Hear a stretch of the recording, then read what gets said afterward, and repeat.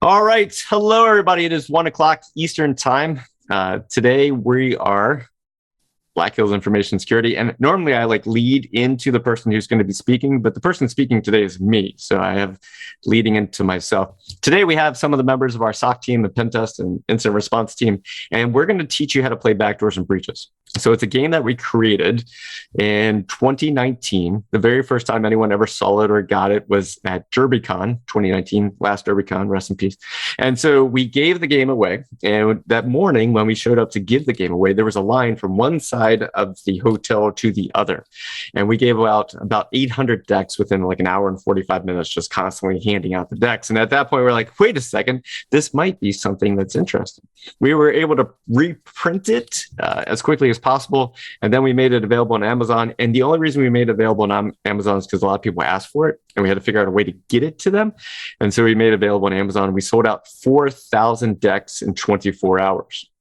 And I was like, wait a second, this might be like a thing that people want to use. So what we're going to do today is we've learned that over the last year and a half, 2 years, is that a lot of people bought it, but you didn't know what to do with it.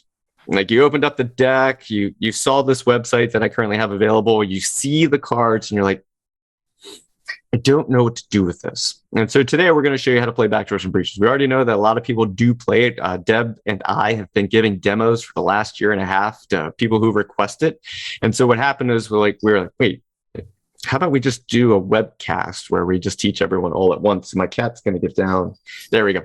So we have a couple of people here today. We got Corey, Noah, Caitlin, Kirsten, Troy, and Hal. They're going to play the game. But before we do that, I'm going to show you what the game is, why we created it, and what the cards are. And then we're going to play the game and learn to play the game while playing the game. Everybody ready to go? All right, so Corey's never seen this before. Like, this is Corey's first time. Caitlin's played before. Kirsten, I think you've seen it before. Noah, you've led a few rounds. Hal, have you seen this game before? Cool, ran it. And then Troy, you've seen it before because I've done some demos for our SOC customers. So there are like Corey's here for the first time. Like he's learning about it, just like you're learning about it. So let's go ahead and get started. So we have this free website called play.backdoorsandbreaches.com. And it was created by a person named Richard Fong. Richard Fong reached out to us at some point after we'd given the physical card games away. And he said, is there a way to play on Zoom or is there a way to play online? And we said, no, there isn't. We don't know how to do that. And he's like, well, I do. Can I make an online version? We're like, if you know how, sure. So about 2 weeks later, he came back with this thing. And we're like, holy cow, this is fantastic. And it essentially became like the first open source version of the game. And so this is free. Go to play.backdoorsandbreaches.com. You can use this anytime you want. You can bring up multiple instances. It's yours. You can use it. It is open source. You do not need to buy the physical copies of the game. The reason why we sell physical copies of the game is so some of you want to actually have physical copies. And the reason why we charge money for them is because it costs us money. But any profits that we make from that, we use to give away decks to educators. So we've given away about 6,000 or 7,000 decks over the last couple of years. And if you are interested in that, you can always reach out to us and request decks for your classroom. Now, I need to make sure I always enunciate that word, just in case. All right, so the very first card that we have here in the game is the red card.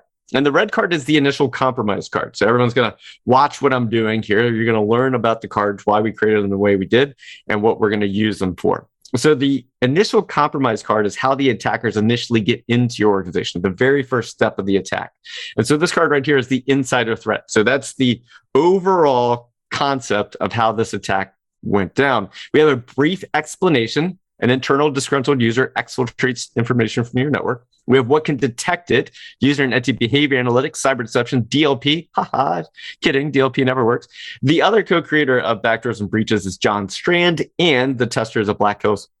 And so there's some John Strand isms in the card. Another thing here is working with HR. Like if you just reach out to HR and like, does this make sense? And the person's like, nah, that person's very disgruntled. All right, the tools to cause this type of attack is being considered a full-time expenditure. Some of you right now are watching like, yeah, I get that. Long hours and addiction. So those are types of things that lead to that. Now here in America, we have the American Addiction Centers, and so you can go there for help. Now, if I hit refresh, I get a brand new attack card. Now it's web server compromise. That's the initial compromise. It's a web server compromise. The attackers take over an external web server. They use it to pivot to your internal network. Once again, it's a small description, explanation of the attack. So that way, Kirsten and Hal and Troy and Noah are all talking about the same thing. So everyone has the same common vernacular. Detections are server analysis, symlog analysis, network threat hunting. Now, the detections correspond to these cards right here. So the detections correspond to the procedures, and we'll talk about that in a little bit. But here's how the detections are created. What happened was we created the game. We had it all on a spreadsheet. We made the cards. And then I brought in a bunch of subject matter experts like Kirsten and Caitlin and Troy and Hal and Noah and Corey. And I said, all right, so what would detect a web server compromise? And Troy would say something like, well, server analysis, symlog analysis, network threat hunting. Like, cool. Kirsten would say like server analysis, symlog analysis, network threat hunting. But then maybe Hal would say, well, in this organization, we have this tool and it does it this way. And I could get that result. I'm like, all right. And then Corey would say, well, I know that in this organization with this tool and this capability and these procedures, we could get this. Okay. And then Caitlin was like, well, what about this?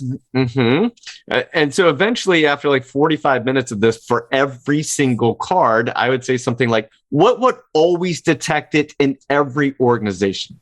Like, oh, server analysis, symlog analysis, and network threat hunting. It's like, okay, that's what goes on the card. And then we moved on to the next card, and 45 minutes later, we would say, now what always detects it in every organization? So this is the baseline of what detects. Kitty, no. Kitty, no. No, Kitty, I'm on a webcast. This is Kitty. An inject. He got his claws stuck in my pants. Inject, cat attack. Yeah, cat attack, inject. All right, so the tools to do this is that attack proxy, SQL map, and burp proxy. And the tools down here are here. And if we do have a blog that goes along with it, then we have a blog that goes along with it. And so we have a lot of blogs at Black Hills. And if there's something that we could use to teach you about the attack, we do so. Now, I'm going to hit the refresh button one more time. Kitty, no. All right. And this one's a phish. So the attacker sent a malicious email targeting users. What can detect it is some log analysis, server analysis, endpoint security protection analysis. And the tools to do so is Modalishka, EvoGenex, and GoFish. And so they are right down here if you want to learn more about it. Now, here's what I like about this game. These are the tools that we use at Black Hills to do the types of things that we do when we're pen testing. Now, sometimes I get a chance to play with Cyber Patriot teams or college teams and stuff. And when I say that these are the tools that we use, you'll see like high schoolers light up or like, wait, what? Like, I can use this? And you're like, yeah, if you want to. They're like, yay! And the teacher's like, no! But yes, these are the tools. And the kitty's like, now he's upset. And he's in the background. Like, you wouldn't let me sit in your lap. Okay, so once you have the initial compromise, that's done. Now the attackers have to pivot and escalate. And this is my favorite card in the whole deck. Broadcast multicast protocol poisoning. So now the attackers are pivoting through your network and escalating privileges. And the reason why this is my favorite card, raise your hand. I'm talking to you all here. Raise your hand if you know how to do this attack. Noah, Hal, Corey, Troy. All right, Kirsten and Caitlin, you did not raise your hands. And that's okay. That's exactly what I'm looking for. Corey, can you explain this relatively quickly? Basically, this is a Windows default that is hard to make it truly go away because things break, and it's executable or exploitable with one tool on the network, or it's super easy. It's basically a way to capture credentials or relay credentials throughout the environment. So it's basically the gift that keeps on giving. And the reason why I ask people, whenever I play this game, I always say, all right, we got broadcast, multicast, protocol poisoning, raise your hand if you know how this works, is that a lot of times only one person raises their hand per team. And some of you right now, you're at home, you're like looking at this and you're like, I don't know what that is. And Corey just explained it. You would almost have no reason to talk about a broadcast multicast protocol poisoning attack unless you had a reason to talk about a broadcast multicast protocol poisoning attack. And that's what this game is about. Giving you a reason to talk about the attacks, talk about the procedures, and talk about these things prior to them actually happening in your environment. Now, the tool to do this type of attack is Responder. And so I'm going to ask the question to my SOC team. What does it look like when responders run in somebody's environment?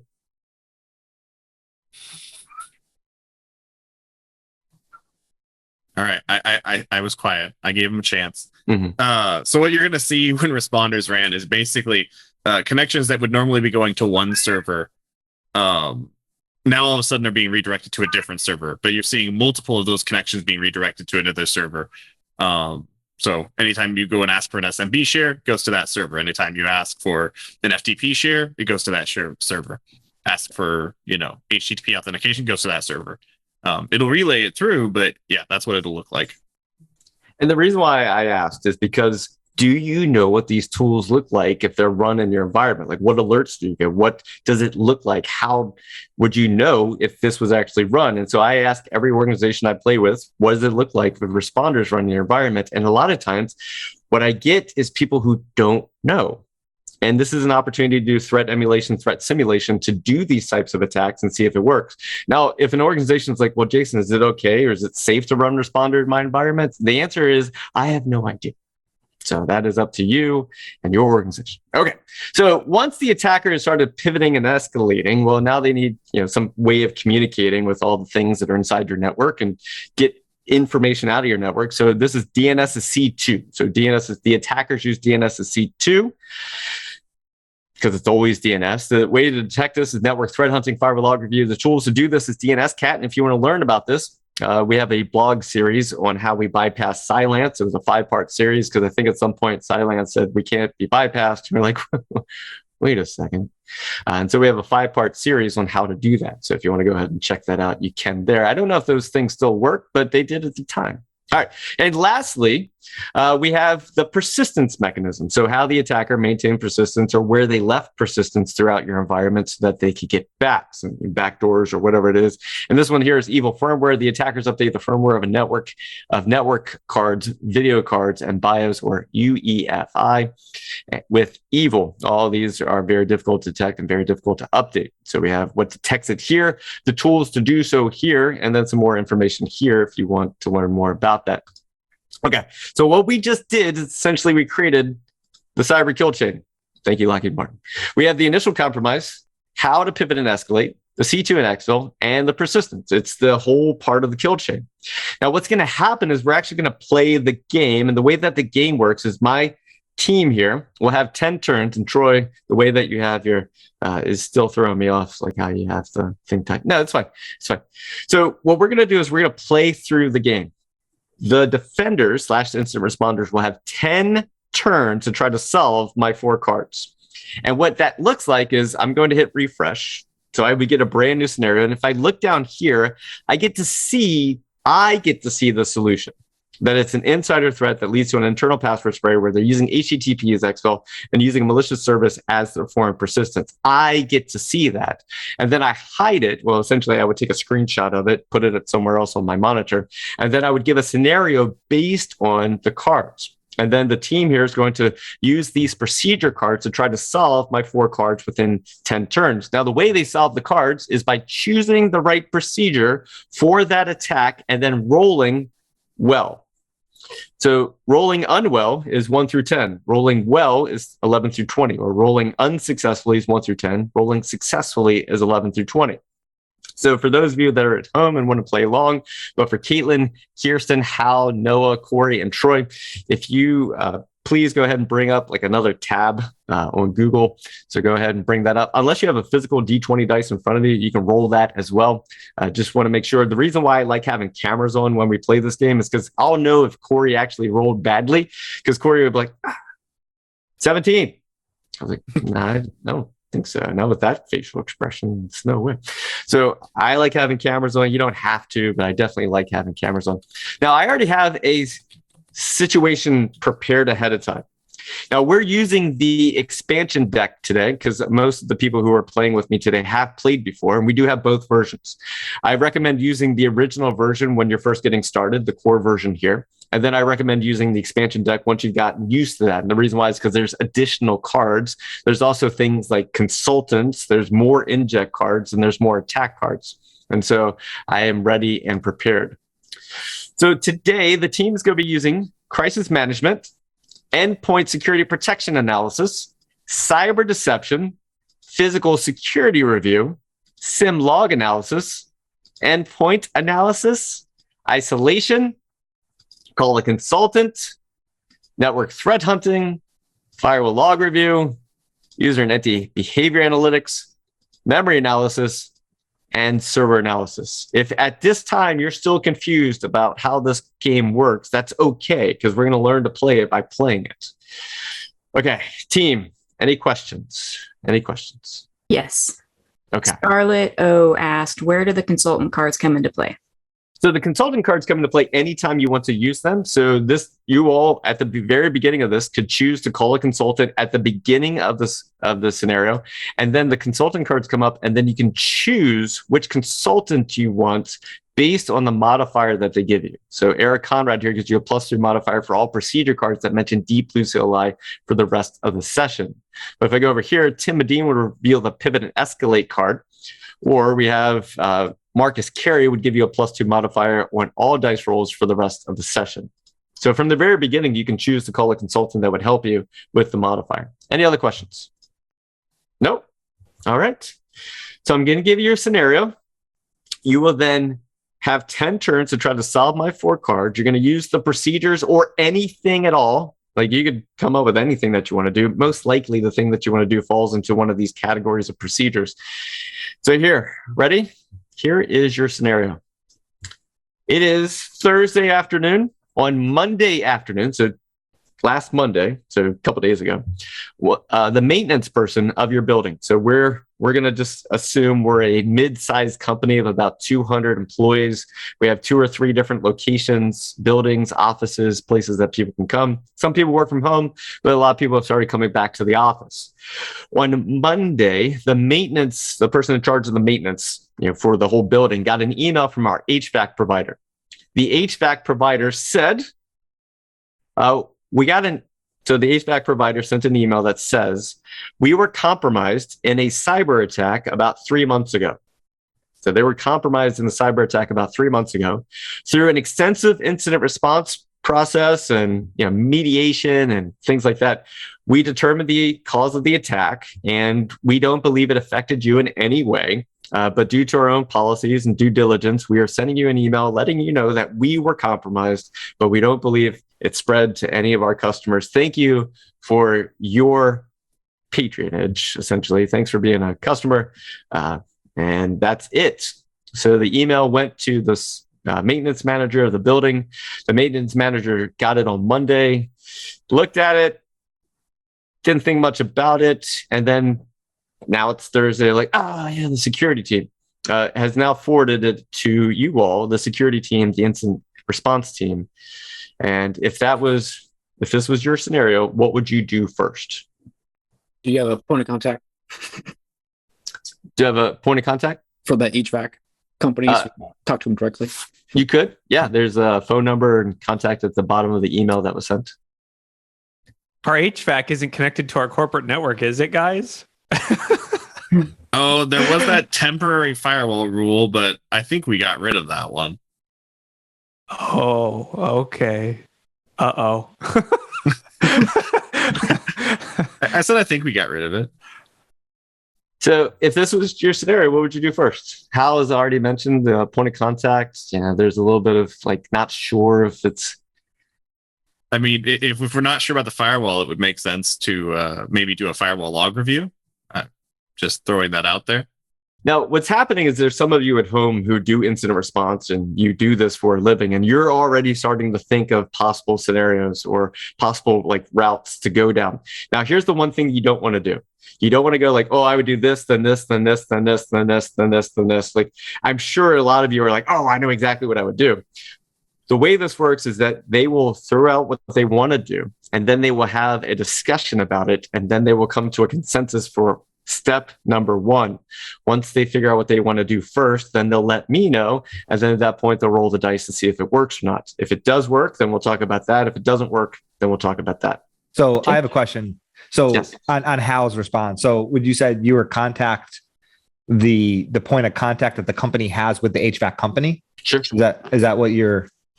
Right. So, I would open up a communication with that company that suffered the breach and see if they could share their incident report or some IOCs related to that. And then that would kind of give us a baseline on how we could scope our environment. Okay. I feel like we was- should just assume it's compromised. I right? was going to say, I since was we're going to having a say, backdoors and breaches conversation about it, I'm just saying. sure. I was Possible going to say, I compromise. liked Hal's response. I was going to say, I thought where you were going with this is what I probably would have done, would do is contact, like you said, the point of contact that our company has with the HVAC company and confirm that the actual email is a valid email. Smart. Oh, you think it might be a fish? It could be a fish. It could be something along those lines, right? Mm-hmm. It could be something overreacted, and they had a buddy within the company that said, "Hey, I heard a rumor, and Jane was talking two cubes over, and we believe we were hacked." And then they sent an email, right? So, I would just try to get like to Hal's point, open up a line of communications with the valid points of contact at that company, and then confirm that message that the information that's being sent is valid. Is that a consensus among you all to reach out to the point of contact and get some more? I'm cool with clarity? that. I'd probably just Google it, right? Because it's probably public at this point too. Okay. So what's going to happen right now is the thing that you're doing doesn't require any dice rolling. You're seeking clarity. There's two types of questions you can ask in backdoors and breaches: is seeking clarity about the situation, and then other things where you would actually have to do some analysis. And this is not analysis. This is seeking clarity. So to seek clarity, this is a real email from the real HVAC provider, and they have a report, but they can't get it to you until maybe like next week. They have to clear it through their legal department before they can show it to you. So you're in the dark right now for any of the IOCs. Cool. I say we do the firewall log review like Noah said. I mean, it is like asset discovery, like seeing what HVAC assets we even have would be like, but firewall analysis could be a way to do that, right? Yeah, I would say the same thing. A little bit kind of related to that would be to do a look back on any emails coming to and from that company within the last, like, I would say I would go a little bit beyond 3 months. So 3 months is the value they gave us. I would do like 3 months in a week or 4 months to be safe. So I have a little bit of a different opinion. Since we know this is our HVAC, and we're just gonna probably assume that this has some type of network communication, I would probably do like a review of network traffic based on our Zeek data. See if we can baseline something that's out of the ordinary. Do we have log data from our HVAC stuff going into Zeek? That's a good question. That's up to the dice roll. I mean, is that? I mean, does it have an internet connection? Right. So if it has an internet connection, then if the sensor is put out correctly, it should have visibility. I mean, as far as like things that we actually know how to do and are actually good at, network threat hunting or firewall log review are both not ideal for that. But I think we have to start on the network side of things one way or another. So yeah, I'm good with either. If I understand the discussion so far, Hal's saying that the HVAC itself is being attacked, but I think Troy was talking about maybe they had attacked us some other way through some other means of phishing or somehow some different avenues. So I'm not sure exactly they're talking about the same. So idea. Just to clarify, the firewall review was already kind of put out there.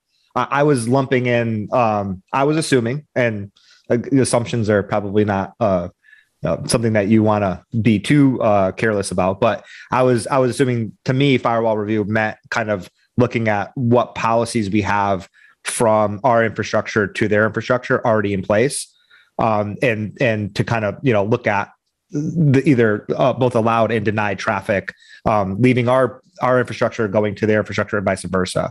I thought that's what kind of was included in firewall review. So then what I was getting to Kirsten's question was, assuming that this company was compromised, some threat activity was happening within that company. We're business partners with that company. A lot of business partner communications happens over email.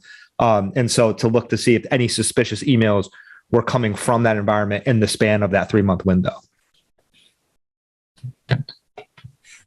So I need a consensus. Caitlin, let me know what you all want to do. So I think that if we find out if the HVAC system can communicate with the rest of our network or not, then that kind of tells us like the direction that we need to go, right? Because if it doesn't have any sort of connection into the rest of the company, then that's probably not an issue, right? And we might want to explore like other ways that this compromise could have affected us. I agree. Valid point.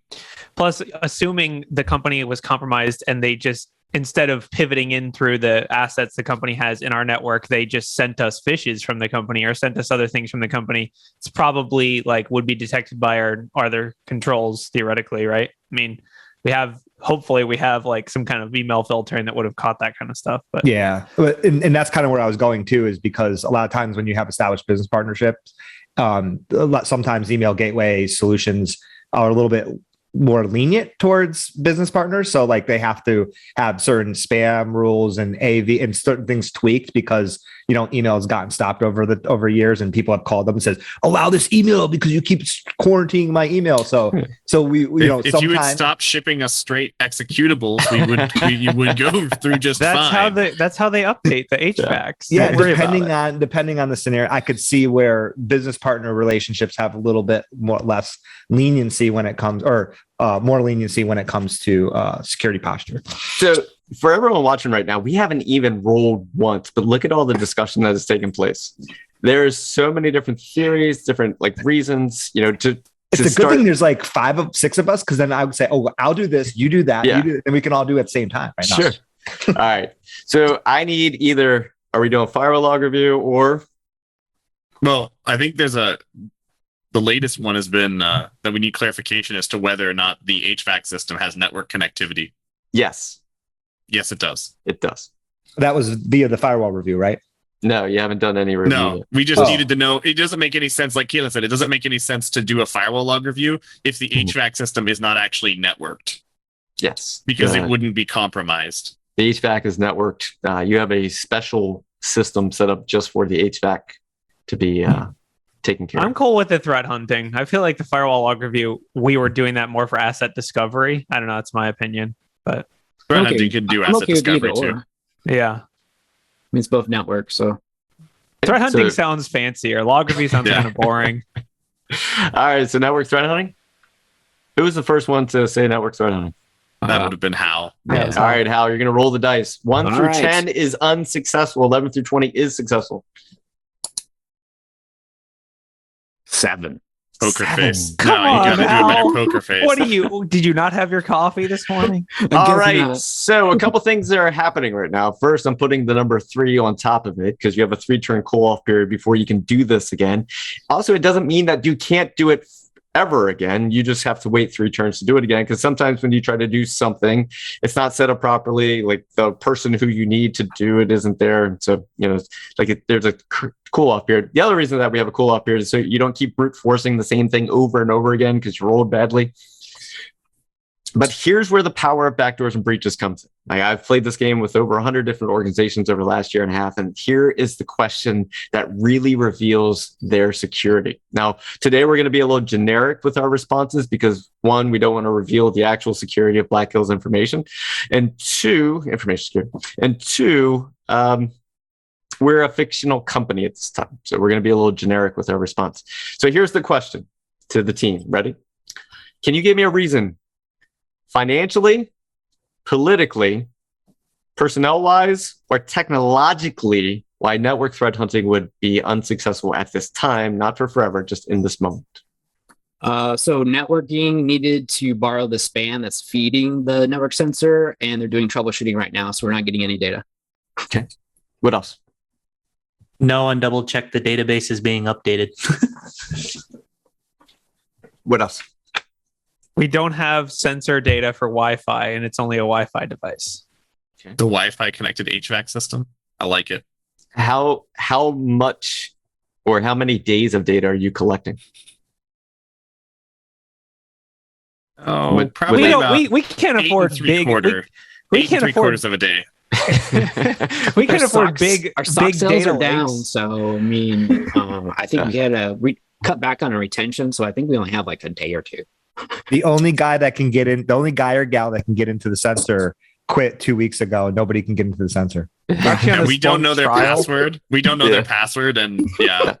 Or we're So- on a trial license and we ran out of index data. Sorry, I should have laughed. So here's whenever you ask that question, like financially, politically, personnel wise or technologically, anything you can think of, and this is for everyone who is currently watching at work or at home, anything you can think of is a possible finding.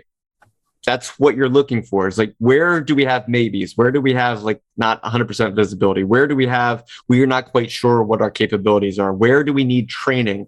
Like, where do we need authorization and the ability to do the thing that we want to do? So once you like write all that stuff down, here's what I don't want you to do. Please, please, please don't have a long list of things that you learn while playing Backdoors and Breaches that you feel like you have to fix when the game is over. Only pick one thing from your list to look into. What I've learned from playing this game with people is that when human beings think they're going to have a long list of things to do after playing this, they don't want to play this anymore. So only one thing when you play. All right, so network threat hunting didn't work because Hal rolled a 7. Hal, you're gonna have to work on a better poker face. Hey, so it's funny because Troy says I have a terrible poker face. All right, so what would about you sim do? Review? Yeah, what would you do? Who's down for sim review? It's What basically exactly are we reviewing in the sim, though? we're reviewing like any alerts related to HVAC stuff, right? Shouldn't we I don't know. already be taking So action on alerts? It's a low. It's a low. Okay, Wait. we don't So do sorry. lows. What was the problem? What are we trying to circumvent? So we I mean, don't well, know the anything. fact that network threat hunting didn't work. Oh, it didn't work. Yeah. Like in We general. did have Personally, I logs. mean, Not since yet. we were on the fence about network threat hunting or firewall log review, I'm kind of like, we should try the firewall log review. But True. Sure. No, for because either. I think that pivoting to your sim usually indicates that you're, you have a host that you're investigating or a specific thing that you're investigating. We don't know what we're investigating. But also, don't you like put your firewall logs in your sim as well? Yeah, but there's a low Possible. severity alert in there that we didn't look at because we didn't care. All right, so no, I believe you mentioned firewall log review. Is that the consensus of the team, or someone else Yeah, got something good. else? We'll see if I know my ASAs. All right, Noah, go ahead and roll the dice for us and see what happens. So does the 3 go on that card, Jason? No, No. we'll talk about that in a second. Yeah. Okay. I got a 16. 16. Yes. All right, I trust you. All right, so doing firewall log review, you see that you have 4 different systems inside your environment, all using bits to send out data to the same location. They're all using Yeah. 4 different systems. One's in accounting, one's in the this other department, one's over here. But essentially, you have 4 different systems all using bits to send out information to the same location. Can anyone Our here? HVAC systems run bits. It's really Windows-based. it's XP a embedded. Windows. It's Windows based. It's running on Windows Vista. I guess we should have mentioned that. Is this possible? And what is this? What is bits? I have a question for you. What is bits? Background intelligent transfer service. It's a traffic. It's kind of like your HTTP or your HTTPS web traffic, but it allows you to transfer files built into Windows. Do organizations use this regularly, or is this obscure? It's built into Windows, so pretty much all of your Windows updates is ran through bits usually. So probably what we would have seen was actually that 4 hosts were using bits for non-Windows update stuff. And that would have made them stand out because we would expect to see a fair amount of traffic on bits in general. So one time I asked an organization, like, do you know what bits is? And they're like, Jason, we hate bits so much. We have a script that runs every hour in case someone accidentally turns on bits. I was like, Right. that's weird. All right. So here's why that card was revealed. If you take a look at the card, it's got network threat hunting and firewall log review. That means if they were successful in network threat hunting, I would have possibly revealed this card. But they were successful in firewall log review. They rolled successfully for a card that reveals a part of attack. Now, if a procedure card would reveal multiple parts of the attack, I will still only reveal one part of the attack at one time, and I get to choose which part that I want to show. And the reason why is because when you do incident response, you do something, you don't find everything. You do something and you find a thing. And if you do it some more, you might find another thing. And so that's why I only reveal one card at a time. So Firewall Log Review revealed this. You have 4 systems inside your organization that are all using bits for some unknown reason, all to the same location. All right, so I have a 3 over here, a 2 over here. Well, hold up. When you say some unknown reason, like that's the C2 card. So do we know that it's being used for C2? Yes. Oh, okay. You like, well, what's this using bits? Well, it's for the C2. Okay, cool. Yeah. So you still have to figure out, does this have anything to do with the HVAC company or at all? What is the initial compromise?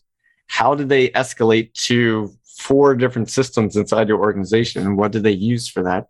And how are they maintaining persistence?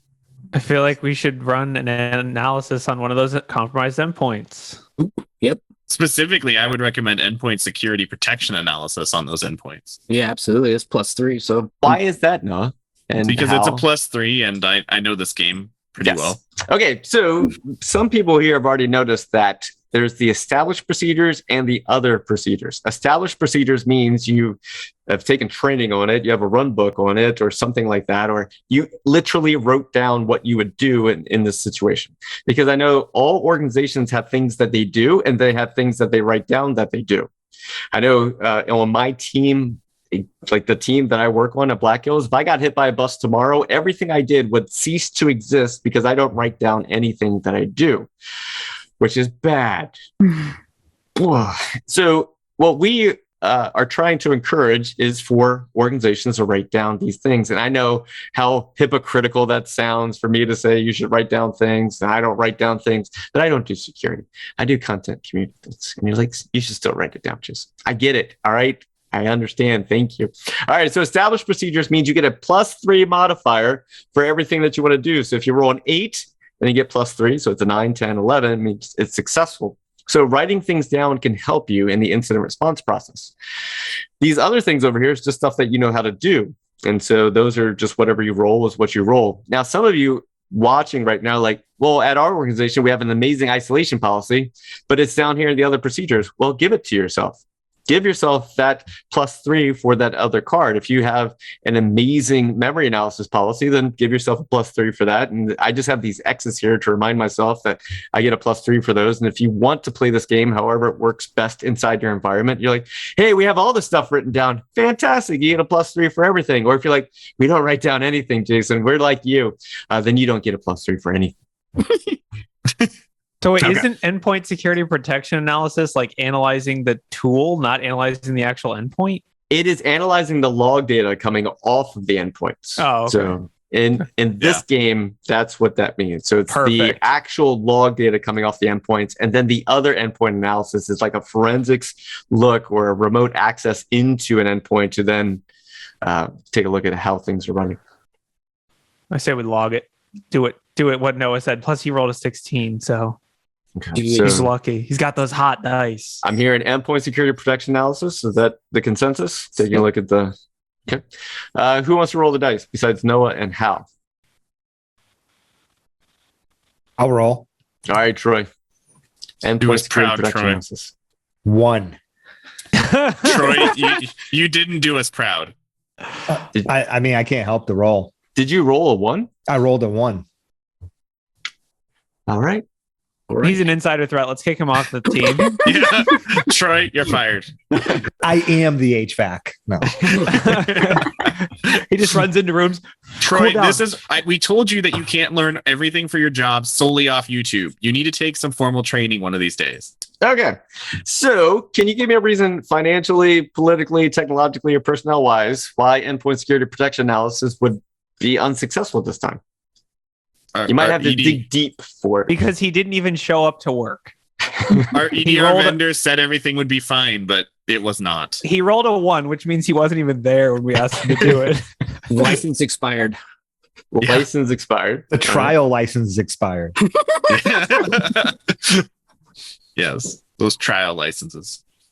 Okay. Anything else? What could possibly be? Disabled. It wasn't there. Well, We Wasn't didn't installed. This is a- install it on those agents because those users had specific use cases that. No. It's a Windows XP box. It isn't compatible sensor. There you go. Our Why is endpoint- accounting running on an XP box though? Because they have SmartBooks 2003. Oh, Yeah. okay, makes sense. Yeah. So all our developers needed no security stacks at all on their machine so they could do their job. Yeah, so there's a lot of reasons why it's possible. So, okay. So since you rolled a 1, Troy, what's going to happen now is an inject card is going to come in. And this is the expansion deck, which means we have a lot more inject cards. So I have no idea what's about to happen right now. We added a lot more like cringy inject cards. In the original, they're somewhat good, somewhat bad. The new one, they're just all bad. It is getting hot in here. HVAC systems. Oh my God, the actual HVAC systems. The HVAC systems are important and they will fail at the worst times. This is one of those times. Your data center HVAC system is infected with a worm. Wonder how that year happened. is it? It's supposed to be air gapped. It is 103 outside and the server temperatures are rising. All servers need to be shut down right now. Point of order.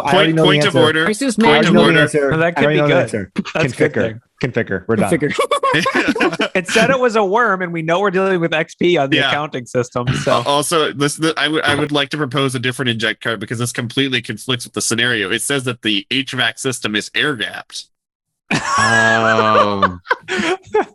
Wait, no, it says it's supposed to be air gapped. It's supposed to be air gapped. Yeah.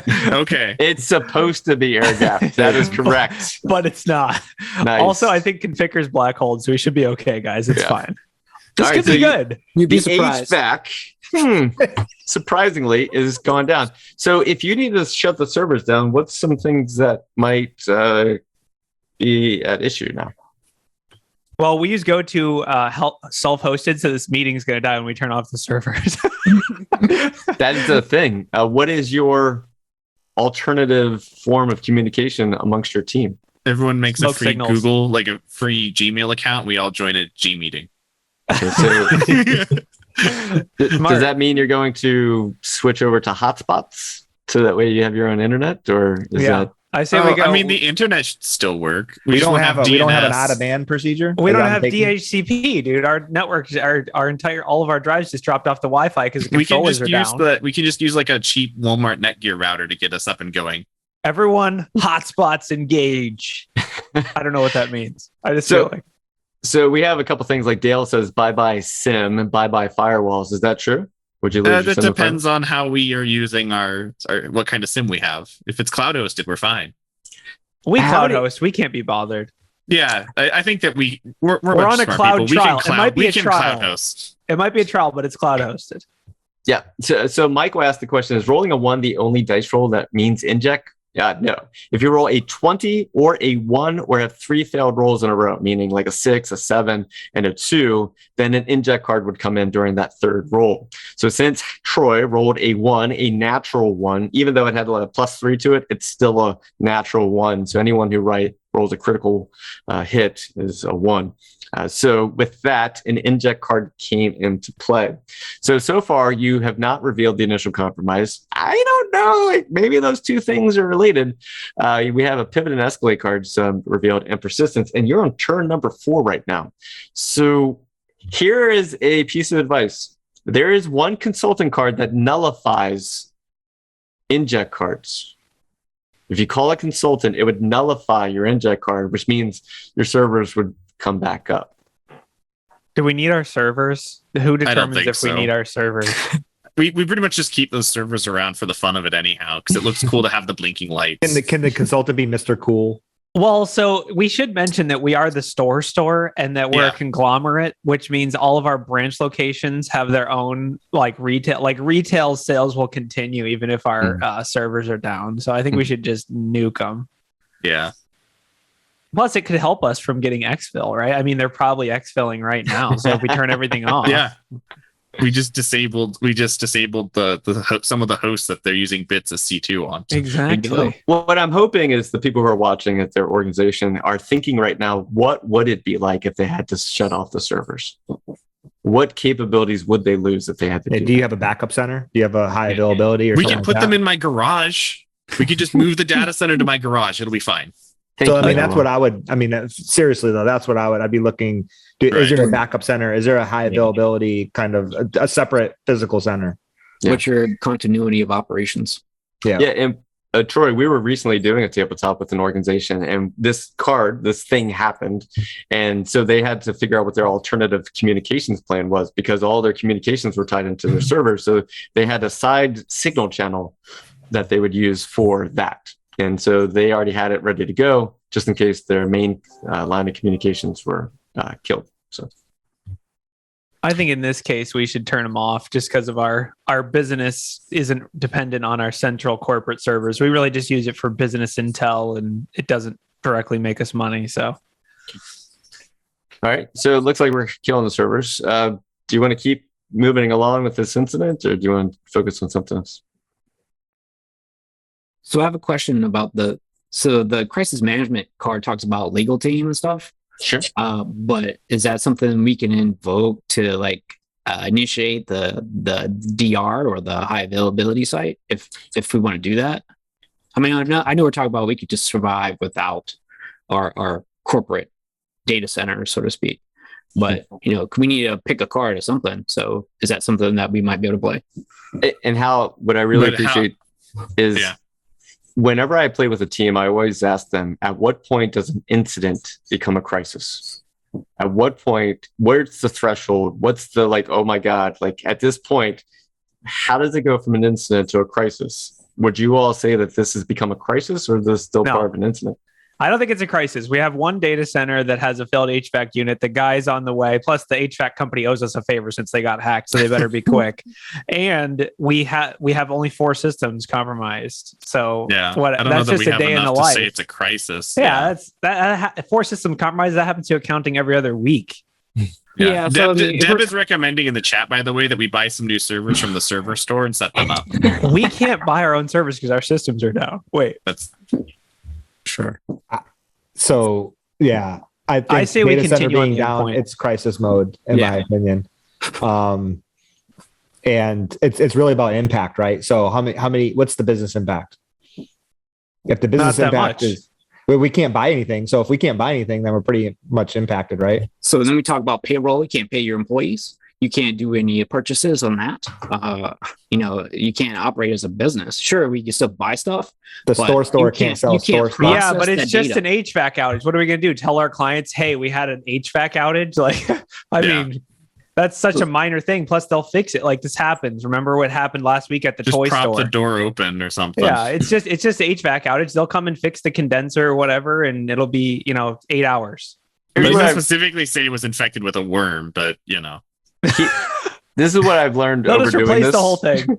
What I've learned over doing this with so many different organizations is that this thing happens. The conversation, is it this? Is it this?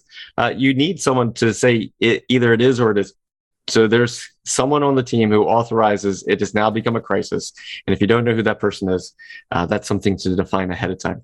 All right. So what would you like to do next? I say we focus on the endpoint still. That's just me.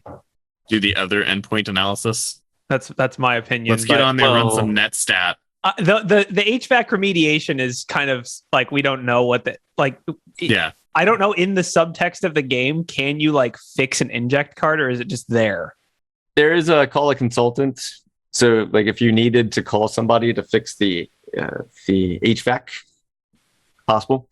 We have one consultant that nullifies any inject card, and so that's a way of just bypassing, moving on to something else. So if you wanted to just potentially hire that person by rolling 11 through 20 and nullifying that inject card, you could, or you could just say, you know what, that's someone else's problem. Let's continue with the incident. I would just keep going personally. I say continue, but that's just me. I want to know why we have 4 compromised systems. The HVAC systems we already know they're kind of screwed anyway. So in the context of the game, does this actually have an effect on anything that we can choose to do? Or do we still have the same capabilities regardless? It's one of the questions that I would ask in actual organizations. If the server went down, would this cause you to lose any of your security tools? If you're self-hosting the SIM, then all of a sudden your SIM is deactivated. Yeah. In the context of this game, we decided it was cloud, right? Yeah. Right. Yeah. We're just a conglomerate. We have limited servers. We have no payroll. We can't we have no invoicing and purchasing, but we still have our SIM. We still have our stores, our retail locations have separate infrastructure. So we won't get any reports about the year-end sales or whatever, but we'll still be churning out that money. Well, if that's the case, if we know what 4 hosts are affected, I would say we should look at the SIM logs. But like, can we still do like server analysis if all of our servers are shut down? Or if our retention policy is on like a day. Yeah, you can get to your SIM, but your servers all stop sending logs because the data center's down. Well, and the server analysis card, if I remember right, is effectively like the endpoint analysis. It's just like running like on-site forensics with it's on the essentially- servers. Yeah, it's any server. Anything that you would call a server inside your organization. The reason why we called it server analysis is because we didn't know what kind of servers you had. And so we would just went very generic with it.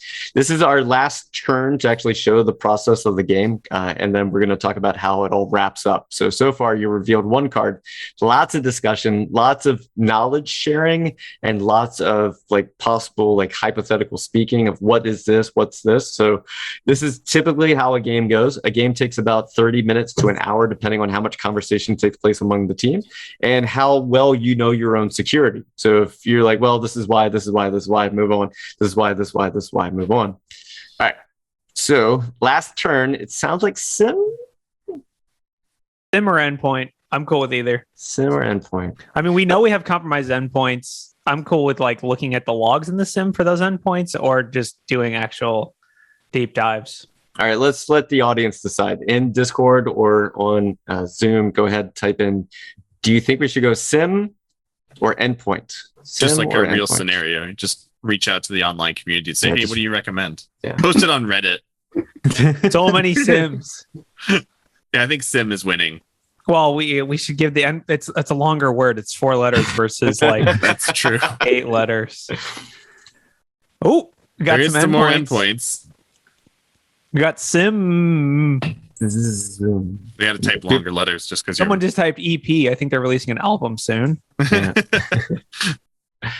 All right. So it looked like if I was going to just SIM. All right. So we're going to roll the SIM. Who wanted to use the SIM first? Who said that? I think it was Caitlin. Did you already roll the dice?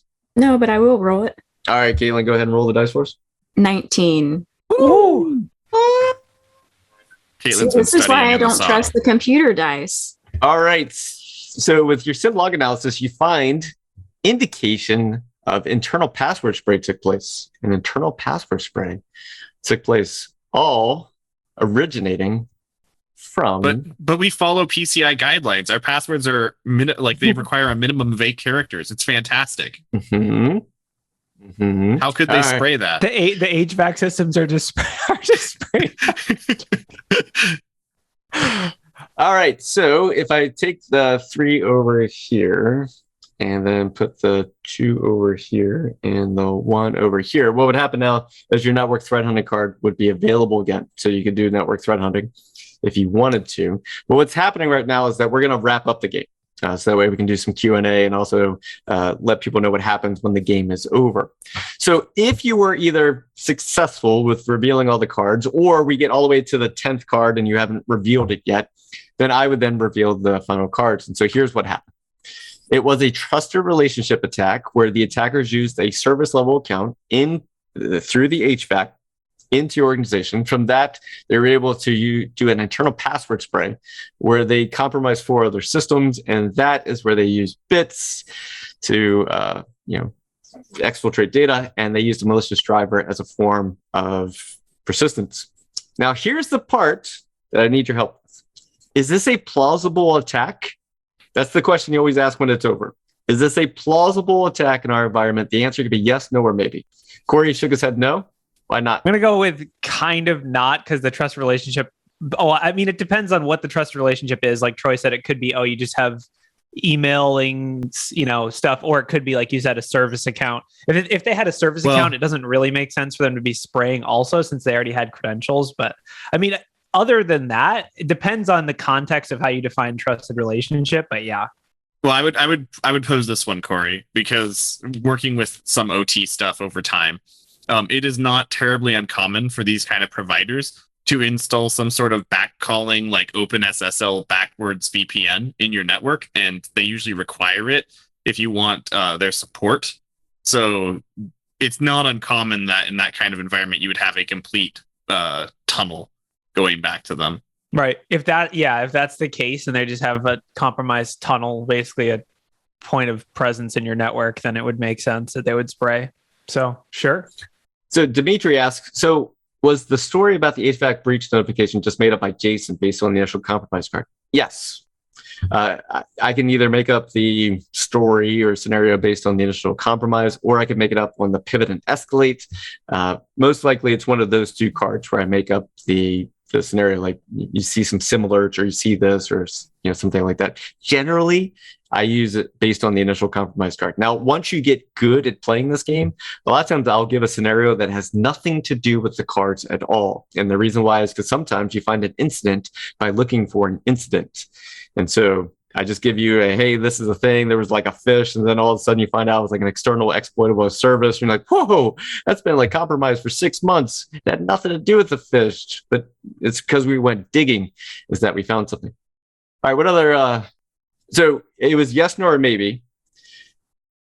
Is this plausible? And then you could also do each card. Is the trusted relationship a yes, no, or maybe?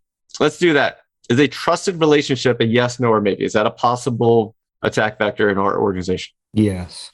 Oh, the store has many partners. We have to partner with a lot of different companies to get all of our products, made. And if the answer is yes, then you understand the risk that you have, and either you mitigate it or you say this is the risk that we have in order to do business. Is an internal password spray possible? Yes, no, or maybe? Yeah. Yep. Now, I think the attacker having that like trusted tunnel through the HVAC system and doing all that password spraying caused the HVAC actually to overload and shut down. It wasn't intentional by the attacker to shut down the HVAC. Couldn't handle that much. It couldn't handle all that processing, and so by the attacker leveraging that conduit, if you will, basically killed the HVAC system. So definitely. They locked their own service account and it caused the HVAC to turn off through password spraying. No, the HVAC just couldn't process all that processing power. Yeah. So. What about it runs on like a Ran out of disk space. ran out of disk space. They were logging the attack and it ran out of disk space. What about using bits as a form of exfiltration or command and control in the organization? Absolutely. Yeah. That's pretty underground, but sure. Yeah. And what you're really looking for when you ask these questions is the word maybe. Like if anyone on the team says maybe, well, then that is an opportunity to either find out if it's a yes or no. Maybe is like the worst word you could use during the tabletop exercise. Like, well, maybe, like maybe. Oh God, maybe. Like we should know either yes or no. Like, okay. Malicious driver. Would that be possible in some of the systems inside the organization? So this is the card that I dislike the least out of this whole chain.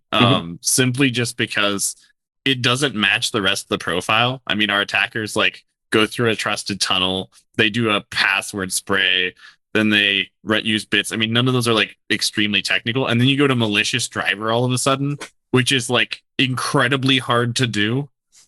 But most organizations are susceptible to it. It just doesn't match the profile of the attacker. All right, everybody. Thank you so much for watching. I know you're probably going to have lots of questions, so go ahead and ask those questions now. We'll most likely go into some post-show banter here in the next few minutes, but we really appreciate you taking the time to watch us play Backdoors and Breaches today, and hopefully what you saw was the knowledge transfer happening while playing. Sometimes you don't know the stuff you know until you have an opportunity to talk about the things you know. And sometimes the people on your team don't know the things they don't know until they hear you talk about the things you do know. And I know that's a lot for you to try to process. But thanks to Noah, Corey, Caitlin, Kirsten, Hal, and Troy today. Thanks for playing the game, for being just willing to go in this. I didn't tell them what the scenario was going to be. They completely went into this blind. And so thanks for that.